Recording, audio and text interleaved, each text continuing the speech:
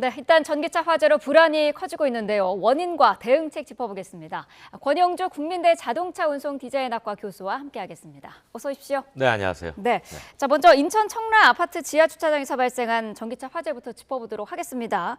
주차된 상태였는데 화재가 시작돼서 폭발을 했어요. 예. 원인은 뭐라고 추정할 수 있을까요? 일단 우리가 기본적인 것부터 생각을 해보면 네. 화재가 발생하려면 이제 세 가지 요소가 맞아 떨어져야 됩니다. 첫 네. 번째로 이제 가연물이 있어야 되고, 그다음에 점화원이 있어야 되겠죠. 그리고 이제 산소가 있어야 됩니다.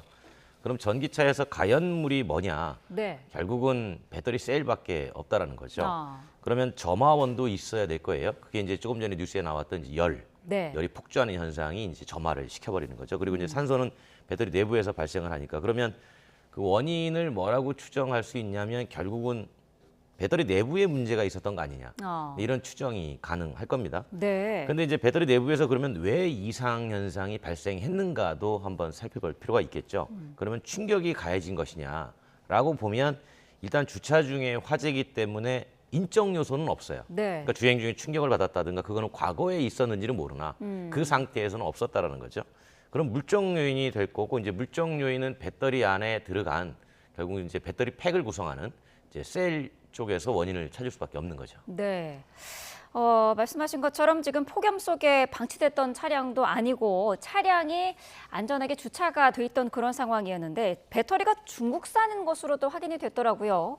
근데 봤더니 이 배터리가 파라시스사의 배터리인데 화재 위험성으로 리콜이 된 적이 있더라고요. 2021년도에 이 회사의 제품을 쓰는 곳이 중국의 베이징 자동차인데, 네. 그 베이징 자동차에서 문제가 있어서 리콜을 했고, 그 리콜했을 때의 원인이 화재 가능성이 있다였고, 이거를 네. 당시에 그 파라시스라는 제조사도 이제 결함을 인정하면서 이제 리콜이 성사된 적이 있었죠. 물론 그때의 배터리가 동일하게 쓰였는지는 또는 개선된 게 쓰였는지는 아직은 확인할 수가 없으나, 네. 일단 기본적으로 이제 그 NCM 계열이라고 하죠. 우리가 니켈, 코발트, 망간, 이쪽이 하이니켈 배터리인데, 그 양극재의 니켈 함량이 이제 90% 이상이라는 거예요. 네. 니켈을 많이 쓰면은 어떤 현상이 벌어지냐면 동일한 용량일 때 전기를 많이 저장할 수 있습니다.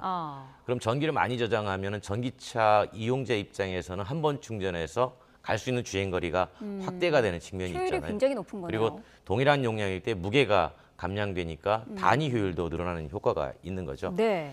근데 이제 그 말씀하신 것처럼 반면에 에너지 밀도가 높다 보니까 반응성이 상당히 좋아서 뭔가 문제가 한번 잘못 발생되면 지금과 같은 이런 현상도 배제할 수는 없는 거죠. 전기차는 차체가 기본적으로 좀 낮아서 하부에 있는 배터리가 손상됐을 그런 가능성에 대해서도 얘기가 나오더라고요. 어떻게 그러니까 보시나요? 이제 뭐 주차 중에 일어난 사례는 대단히 드문 일입니다. 네. 그런데 이제 이미 앞서서 운행하는 과정에서 무언가 하부에서 손상을 받은 상태에서 주차가 됐다면 네. 무언가 문제가 발생할 수 있지 않겠느냐. 그런데 이제 이런 거죠. 주행 중에 배터리 쪽에 문제가 있었으면 배터리를 모니터링하는 시스템이 있습니다. 그 BMS라고 네. 하는 건데, 그 BMS 배터리 모니터링 시스템이 끊임없이 배터리의 상태를 모니터링합니다. 그래서 문제가 있으면 운전자에게 알려주거나 네. 무언가 정지를 시키거나 그런 작동을 하는데, 주차 중에는 BMS도 소프트웨어를 통해서 작동이 되니까 네. 전원이 꺼지잖아요. 네. 그러니까 작동하지 않는 거죠. 그러니까 주차 중에 만약에 셀 안에 문제가 있을 때는 BMS가 이거를 이상 감지를 하지 못해서 네. 이런 화재의 위험성에 노출이 될 수밖에 없었던 거죠. 그 자리에서 지금 한 60시간 가까이 주차가 돼 있었던 상황이었는데 주차한 전후에도 사실 뭐 옆차가 주차를 하면서 살짝 부딪힌다거나 이런 접촉 사고가 있을 수도 있지 않습니까? 물론 그럴 수 있죠. 네, 이런 걸로도 발화가 가능한가요? 뭐 간단한 접촉 사고 같은 걸로 발화가 된다고 보기는 조금 어렵습니다. 네. 근데 이제 만약에 가능성을 갖고 있다면 지금 전에 말씀드린 것처럼 주차하기 이전의 주행 과정에서 무언가 문제가 발생했을 가능성이 있고, 그거를 이제 소프트웨어가 오류를 잡아내지 못한 상태에서 주차가 됐다. 네. 그런 가능성은 한번 살펴볼 필요가 있겠죠. 네. 어제 새벽에는 또 주차 타워에서 충전 중이던 네. 전기차에서 화재가 나기도 했고요. 지난 6월이었죠. 탁송하던 전기차에서도 불이 났는데 화면에 보면은 차량 하부에서 어쨌든 불이 시작되는 것을 볼 수가 있는데 역시 배터리 문제일까요? 그렇죠. 배터리가 탑재된 위치가 자동차 하부 쪽이기 때문에 네. 그쪽에서 뭐 연기가 나거나 발화가 됐다면 대부분의 배터리 문제를 보시면 됩니다. 사실 전기 자동차 화재의 거의 대부분의 요인이 배터리 내부, 그러니까 셀 자체에 있는 거예요. 네. 왜냐하면 셀 자체에 불량이 생기거나 하면 화재에서 자유로울 수는 없습니다. 전기 자동차 초창기가 나올 때부터 항상 이 문제는 함께 제기됐던 문제고, 그래서 네. 가급적이면 제조사가 그 냉각 기능을 보강을 해서 최대한 열의 온도 올라가는 것을 낮추는 그런 방식들을 지금 적용을 하고 있는 거죠. 앞서서 말씀하실 때 그 전기차 같은 경우에는 배터리에 이상이 생길 경우에는 운전자에게 실시간으로 알려주는 그런 기능이 있다고 하셨는데, 그렇다면 만약에 운행 중에 배터리에 어떤 이상이 생겼다는 경고가 들어오면 어떻게 해야 되나요? 일단 차를 멈춰야 될까요? 그렇죠. 차를 안전한 곳에 즉시 멈추고 이상 진단에 대해서 이제 뭔가 서비스를 요청을 해서 견인을 하든가 하는 그런 상황이 돼야 되겠죠. 네. 그리고 이제 그런 만약에 그 긴급한 상황이라면은 운행을 정지하라라는 이제 코드를 알려주게 네. 됩니다. 아, 그렇군요. 자, 전기차에 지금 이렇게 화재 사고가 잇따르면서 아파트 단지 같은 경우에는 지하에 전기차를 출입시키는 것을 금지하자, 이런 것도 지금 늘어나고 있습니다. 충전 시설 자체도 지하보다는 지상으로 옮겨야 되는 거 아니냐, 이런 논란이 일고 있는데 어떻게 생각하시나요? 전기 자동차 초창기 보급할 때부터 이 얘기는 계속 나왔던 얘기입니다. 네. 그래서 왜냐하면 그 당시에도 전기차 화재는 있었고, 물론 통계적으로는 내연기관차보다 화재율은 적다고 하더라도 네. 전기차가 한번 화재가 나면은 진압이 어렵기 때문에 만약에 지하 주차장에서 화재가 나면 큰 대형 화재로 번질 수 있다라는 얘기여서 네. 가급적이면은 지상에다가 충전기를 설치하고 주차 공간도 지상에 하자. 지상에 못한다면 주차장 입구에 하자. 그런 얘기들은 계속 있었습니다. 하지만 네. 그걸 법제화할 수는 없었던 거고요.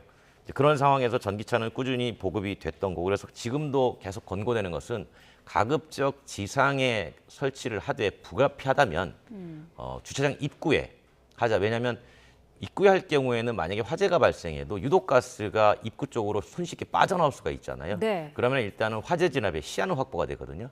그래서 이제 가급적 그쪽으로 유도를 하고 있는 거죠. 지상에 충전기를 설치를 하면 화재 발생 시에 진화는 좀 더 수월할 수 있겠습니다만은 화재 위험성 자체는 어떤가요? 아무래도 지상에 있다 보면은 열을 더 쉽게 받을 수 있을 것 그렇죠. 같고 습기에도 취약할 것 같은데요. 그래서 이제 보통 이제 지상에다가 설치를 하되 그늘진 곳, 캐노피를 같이 넣어서 네. 가자라는 그런 얘기들이 오고 있죠. 왜냐하면 만약에 비가 오거나 했을 때 충전기가 젖으면 안 되잖아요. 네. 그래서 가급적 캐노피도 같이 해서 그늘진 곳을 만들어서 충전을 해주면 그나마 안전을 조금 확보할 수 있다. 이런 얘기고, 네. 최근에 이제 싱가포르가 우리가 좀 비슷합니다. 네. 그러니까 싱가포르도 고밀도 도심 지역이에요. 2030년까지 내연기관 퇴출시킨다고 전동화 작업을 하고 있는데 네. 거기도 비슷한 고민을 하고 있어요.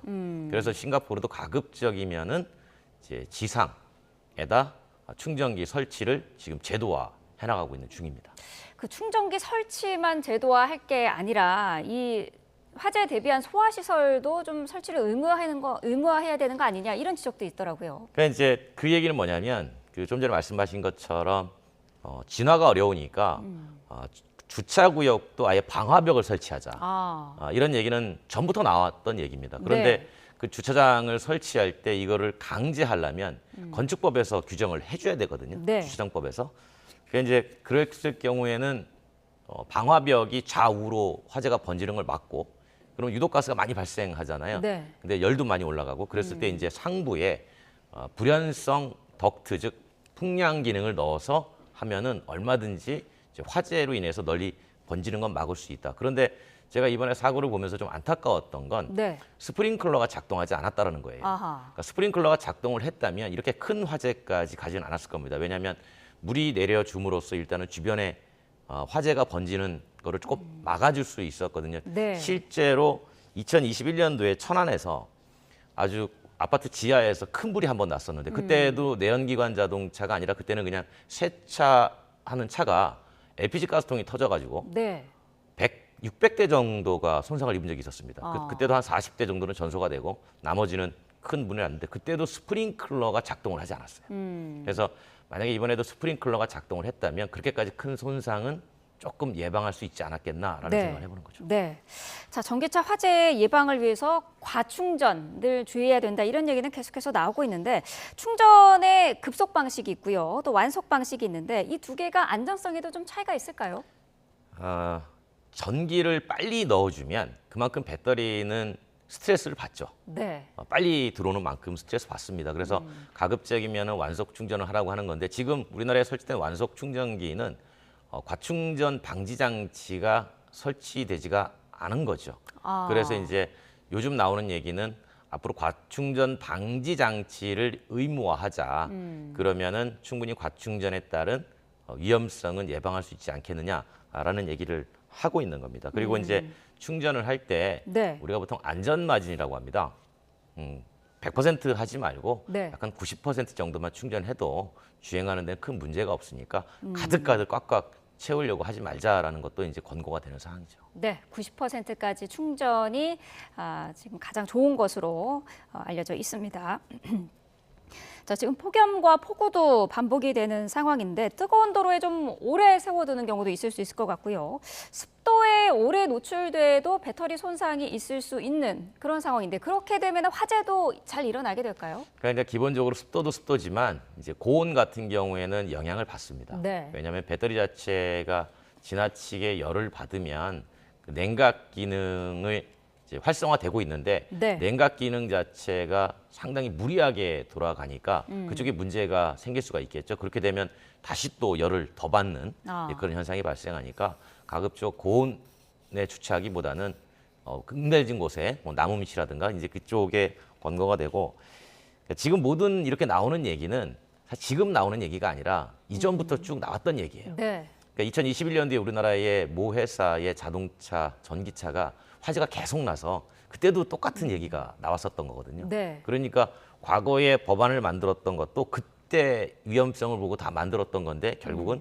다 폐기가 되면서 지금 이 상황이 똑같이 벌어지고 있는 거죠. 그러니까 과거에 이미 나왔던 대책들을 지금 와가지고 또 얘기하고 있는 거예요. 네. 그러니까 이번에는 조금 바꿔보자라는 움직임이 있는 겁니다.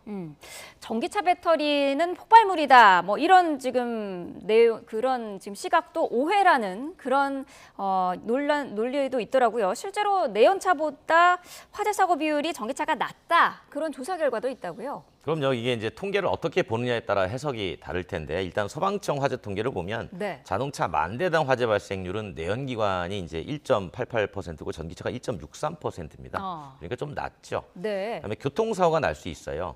교통사고로 이제 전기차 발화를 제외하고 발화 사고 비율을 보면 0.52%입니다. 그러니까 전기 자동차의 화재 발생률은 내연기관보다 더 낮은 거죠. 다만 이제 우리가 무섭게 생각하는 건 그러니까 진화가 어렵다는 것. 그 부분 때문에 이제 그런 거죠. 그래서 어떻게 보면 저는 이번 사고를 보면서 이게 우리나라 전기차 산업의 기로가 될 수가 있겠다. 아하. 그렇게 생각을 하는데 네. 이게 아마 제조사가 배터리 화재 방지를 위해서 더욱더 노력하는 계기가 될 것이고요. 네. 마찬가지로 정부는 예방 대책을 마련하게 될 것이고, 그리고 이제 주차장 입구에 무언가 공간 마련하자는 움직임도 계속 벌어질 거고요. 네. 만약에 이것 때문에 전기차 보급이 느려진다. 물론 당연히 소비자들은 우려를 갖겠지만, 그러면은 대한민국의 전기차 산업은 앞으로 도태가 될 수밖에 없을 텐데, 네. 그러면 우리가 지금까지 미래의 먹거리로 미뤄왔던 글로벌은 계속 전동화가 되고 있는데 여기에서 혹시 뒤처지는 게 아니라는 그런 우려도 조금은 갖고 있습니다. 네, 알겠습니다. 아무쪼록 이번 사건들을 계기로 전기차 안전에 대해서 좀 더 탄탄히 다지는 그런 계기가 되길 바라겠습니다. 권용조 국민대 자동차 운송 디자인학과 교수와 함께했습니다. 오늘 말씀 감사합니다. 고맙습니다.